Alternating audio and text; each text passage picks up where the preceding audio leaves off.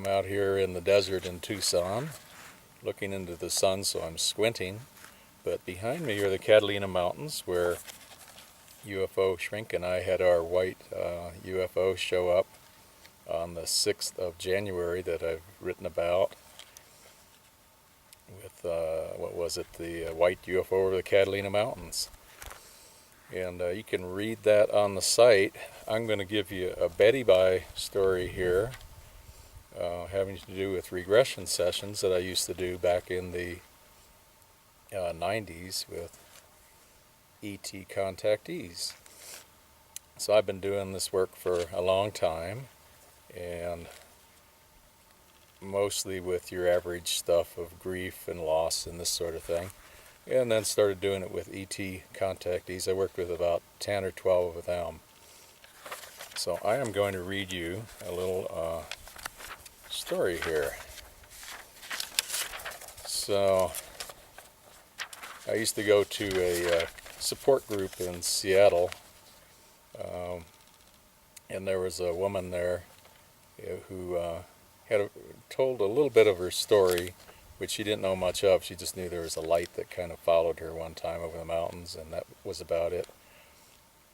She looked like a very strong individual, but she had a very odd, nervous laugh at the end of every sentence. I thought, that is strange. So I got with her and offered her some session work, and she said, okay. So I'm going to read what occurred in our session. She was a professional person, and she was a small plane pilot.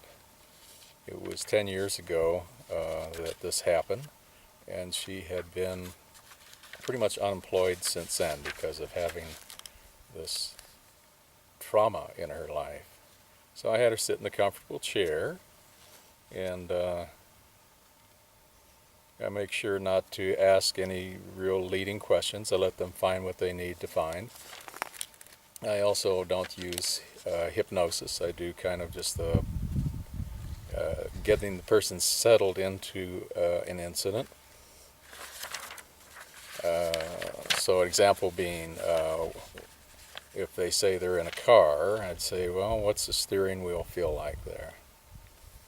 And rather than what did it feel like, I ask, what does it feel like there? And that settles them into the incident. So all she knew was there was this light. She went over a pass up in Washington State and came down the other side, and there was a light that followed her all the way down into the into the eastern Washington side, over the mountains, over the Cascades. And she even got her family members to run out and see this light. And this light, it was nighttime. The light took off at 40,000 miles an hour or something like that. And that's all she knew of the incident. So I had her go through, driving the car and going down to the other side of the mountains, and then we started again. I said, well, tell me about that again. Told me about it again, same stuff. And about the third time through, all of a sudden she said, well, I stopped the car up there. I thought, well, this is getting good.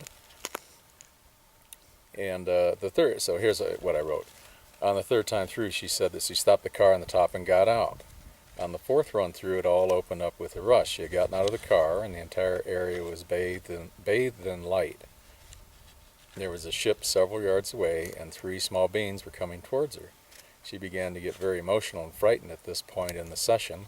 I let her know that the best way to get through this to relief was to simply find out what was there and experience it. She continued in this very distraught state. She said the beings came up to her, took her on board. She became very embarrassed and said she didn't want to tell me out loud what they did to her.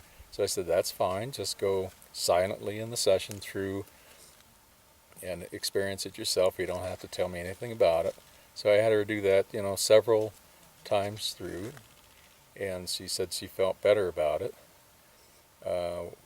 When they were finished with her, one of them telepathically told her, we will see you again. I had her repeat that phrase over and over, and she cried and cried. This was the key release point of the session. That implanted phrase had been there. It had been the end of her life as a normally functioning human being.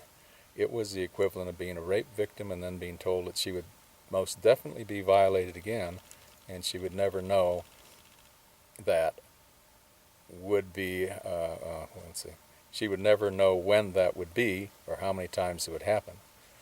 She then volunteered that this experience had happened before. She was raised on a ranch, and when she was about 11, a ship came down, some beings came out, they greeted her, she wasn't afraid. She went on board, she did an examination, and she seemed okay at age 11, no big deal. But at a later age, it became a real violation. We went through all the details of the encounters enough times where she felt completely free from the emotional grip it had on her for 10 years. And no joke, the very next day she went out and went to look for a job.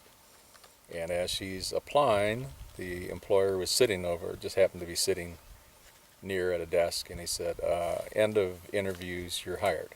So after 10 years, she got her job. And also the huge relief from the session, she no longer had the nervous laugh, and I don't know what happened after that, but pretty convincing stuff. So that's your Betty Bye story for today, and I hope you enjoyed it. See you on AA in chat and elsewhere. Bye.